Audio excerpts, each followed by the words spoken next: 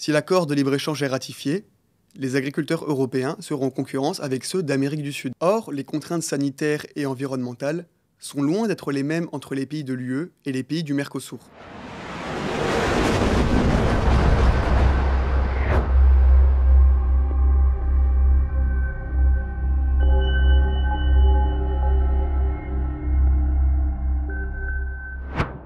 Mercredi 3 septembre, la Commission européenne a validé le texte de l'accord entre l'Union européenne et le Mercosur. Ce traité de libre-échange, négocié depuis plus de 25 ans, ambitionne de renforcer les échanges entre les deux blocs.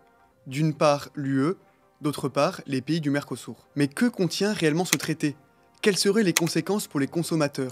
Et pourquoi tant de réticences des deux côtés de l'Atlantique? Décryptage. Le marché commun du Sud, ou Mercosur, est comme son nom l'indique, un marché commun entre plusieurs pays d'Amérique du Sud, à l'instar du Brésil, de l'Argentine, de l'Uruguay, du Paraguay et de la Bolivie. Entré en vigueur en 1995, il a pour vocation de renforcer les liens économiques entre les pays et favoriser l'intégration économique régionale. En 1999, des négociations entre l'Union européenne et les pays du Mercosur débutent.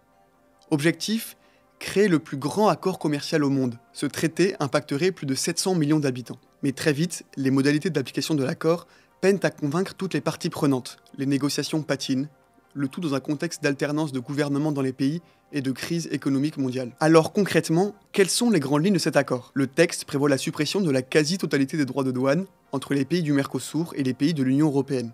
Concrètement, les Européens pourront exporter à moindre coût leurs industries, voitures, machines et médicaments. De leur côté, les pays du Mercosur pourront exporter à tarif préférentiel leurs matières premières, éthanol, carburant, mais surtout les produits de l'agriculture. Et la viande, principalement de bœuf, tient une place importante dans cet accord. Et nombre de réticences à l'égard de ce traité viennent de ce deal viande contre bagnole. Et pour cause.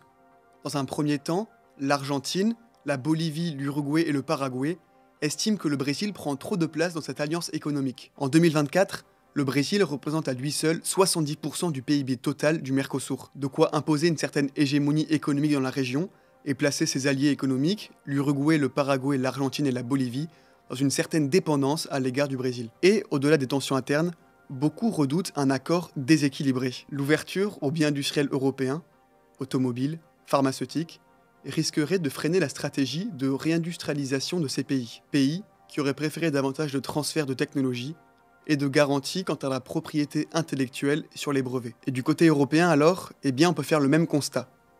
Dans plusieurs pays, on juge l'accord de libre-échange déséquilibré. Pour les puissances agricoles comme la France ou la Pologne, cet accord est vu comme la porte ouverte à une concurrence déloyale. Si l'accord de libre-échange est ratifié, les agriculteurs européens seront en concurrence avec ceux d'Amérique du Sud. Or, les contraintes sanitaires et environnementales sont loin d'être les mêmes entre les pays de l'UE et les pays du Mercosur. Les agriculteurs craignent donc de voir arriver sur le marché une viande à bas coût et de mauvaise qualité pour le consommateur. L'utilisation d'hormones et d'antibiotiques comme facteurs de croissance est par exemple pointé du doigt par Jean-Luc Angeot, inspecteur général de la santé publique vétérinaire au ministère de l'Agriculture. Dans l'Union, ces hormones sont interdites depuis 1988, et les antibiotiques comme facteurs de croissance depuis 2006.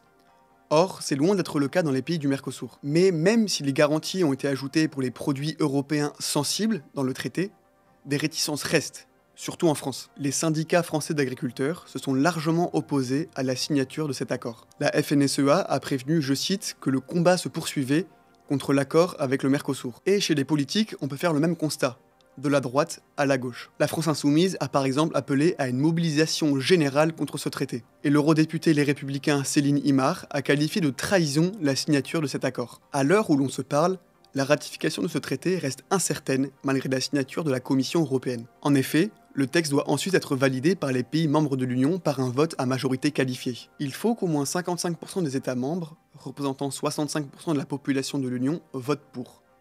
Et, le cas échéant, il sera envoyé devant le Parlement européen. Après un quart de siècle de négociations, rien ne garantit aujourd'hui son adoption définitive. Au-delà des enjeux économiques, l'accord s'inscrit dans une volonté idéologique. À travers cet accord, l'UE et le Mercosur veulent affirmer leur rejet du protectionnisme incarné par Donald Trump qui, rappelons-le, a imposé des droits de douane tous azimuts au reste du monde.